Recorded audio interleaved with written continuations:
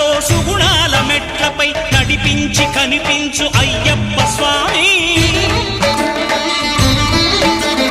మకర సంక్రాంతి సజ్జోతివై అరుదెంచి మహిమలను చూపించు మణికంఠ స్వామి. కర్మబంధము బాపు ధర్మశాస్త్ర